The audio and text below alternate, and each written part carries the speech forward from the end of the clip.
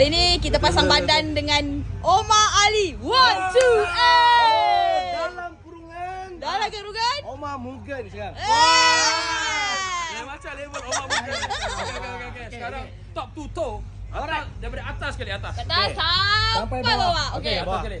Atas topi Mugen. Oh. Harga. Ini dalam 200 lebih, 300 lebih. Spek. Paling latest. Paling latest. 5 minit lepas. 5 minit. Mugen. Okey, dia bukan macam ni je. Dia boleh lipat. Okey, dia boleh lipat. Nampak dalam ke apa? Nampak masa depan. Okey, dia datang dengan bekas. So dia nak pakai memang macam ni.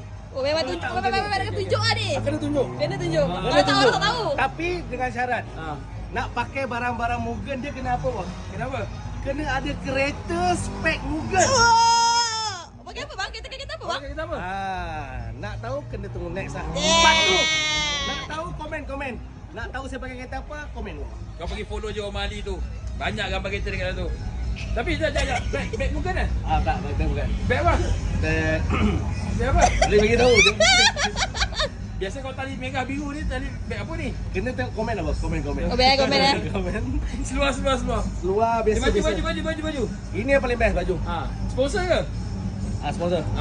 Baju. Sponsor by Easy. Saya ni kalau potong memang keluar kuning. Jam. Jam. Ini berapa? 150. Ini 3,000 lebih. 3,000. Kita tak main kata-kata 5,000 lah. Seluar. Seluar biasa-biasa China. Okay. Kasut Van Mugen. Bila masa band collab dengan Mugen bos? Bila masa lah band tu ada buat collaboration aku pun tak faham.